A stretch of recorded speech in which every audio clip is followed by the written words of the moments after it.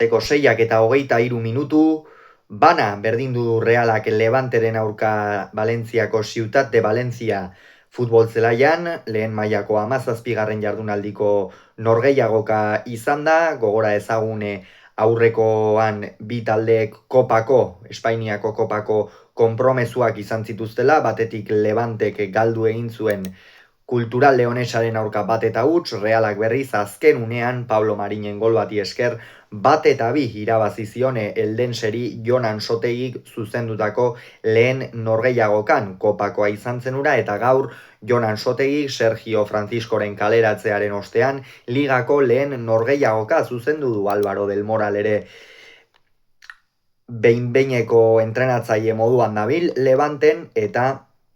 bi entrenatzaileek honako 11 hauen aldeko apustua egin dute. Batetik Levantek 4-2-1 sisteman, Ryan izan da atepean, atzealdean lauko lerroan Tolian eskuinaldetik, ezkerralderi Manu Sánchez, Moreno eta Dela atzealdearen erdialdean, Benzedorrek eta Arriagak osatu dute Euskarri bikoitza, Carlos Álvarez erdi puntantzela, Víctor García jokatu du eskuinaldetik, Pablo Martínezek ezkerraldetik eta Iban Romero izan da goian. Reala berriz 4-3-3ko sistemarekin irten da, Jon Ansotegi,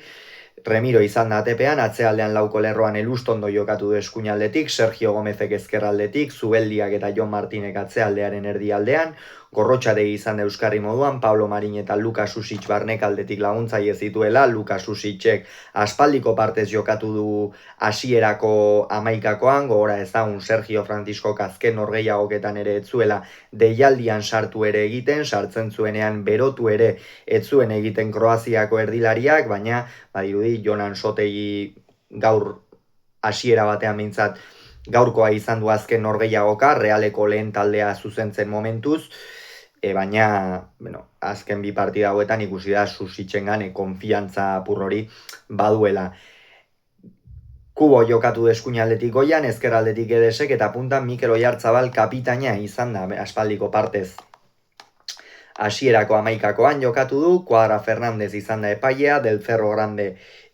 izan da barrean, egia esan ez zait iruditu norgehiagokaren kudeak eta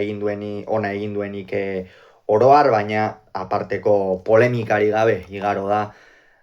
Madrilgo, baina Balearretako batzordeko epailea dena. Partida hasiera kaskarra izan da, ez talde batek eta ez besteak ez du aparteko arriskurik sortu. Realean ikusi dugu, Realak atzetik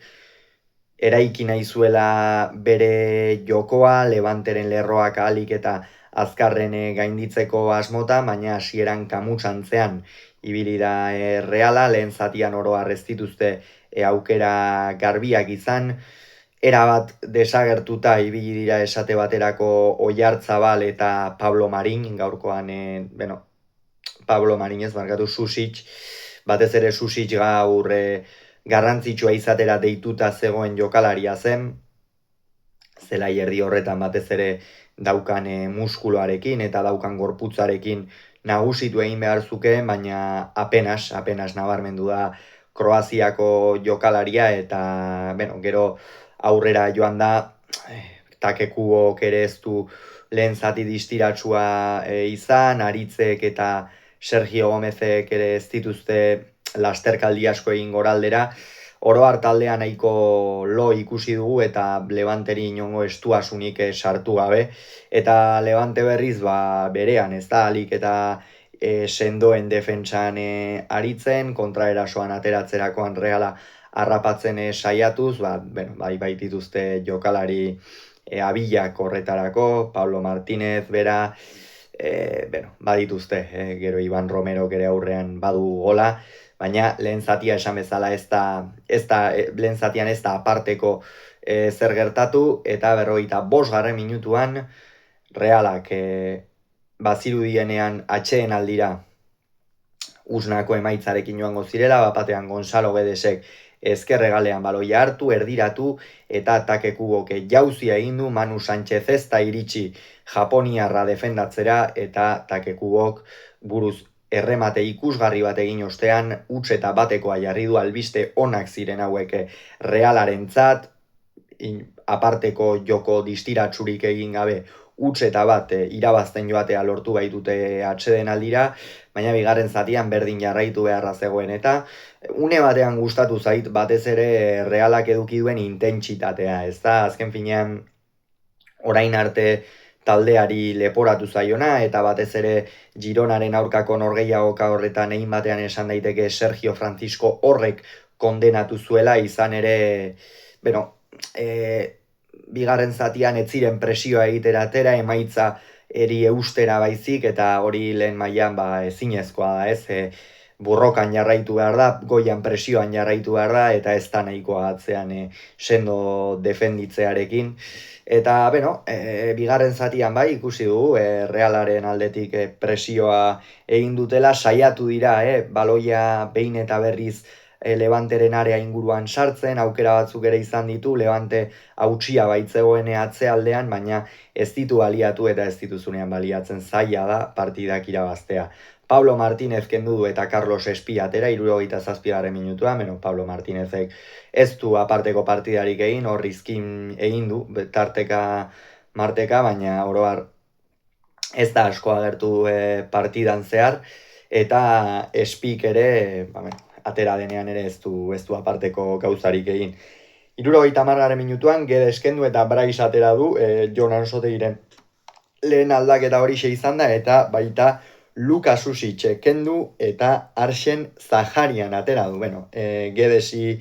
dagokionez partida ona jokatu du, goleko pase hori eman du Portugalgo aurrelariak.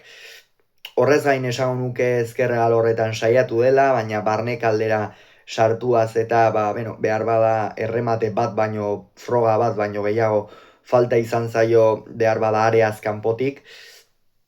Eta Brais berriz, gogotxu atera da, ez, baina gerora ez du,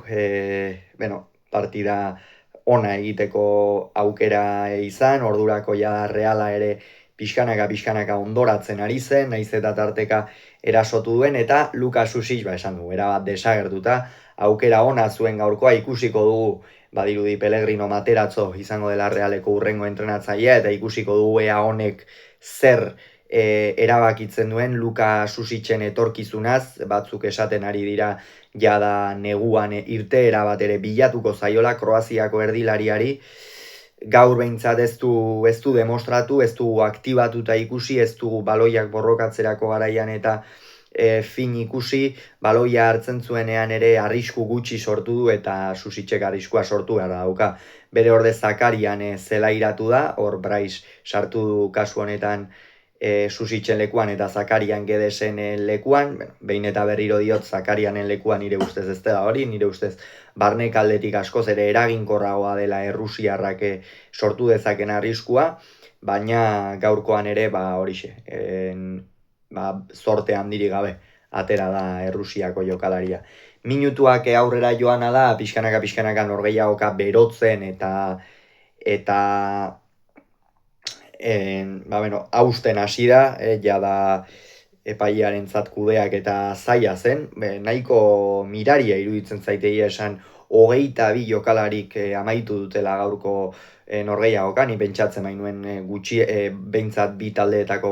bat gutxia horekin geratuko zela, hor une batean Cuadra Fernandezek sekulako anabasa egin dio norgehiagokari, eta 74. minutuan Tolian eta Moreno kendu eta Maturro eta Tunde atera ditu. Tolianek ez dugu ikusi Tolian asko igotzen, Morenok atzealdean ere Levantek oroar denboraldi honetan dituen arazoak dezentetan agerian utzi ditu gaurkoan ere Realaren aurka, naiz eta Realak ez dituen baliatu, eta Maturro eta Tunde bete dute, Realak ez du gol gehiago sartu, eta hori zen Levanteren xedea, ez da. 82. minutuan Vencedor eta Iban Romero atera eta Losada eta Oriol Rei atera dituzte, hemen ez da postuei dagokienez inolako aldaketarik izan. Vencedor gutxi ikusi dugu, askoz ere gehiago ikusi dugu Kevin Arriaga, eta sasoi batean Atletiken aritutako jokalariak, Atletikeko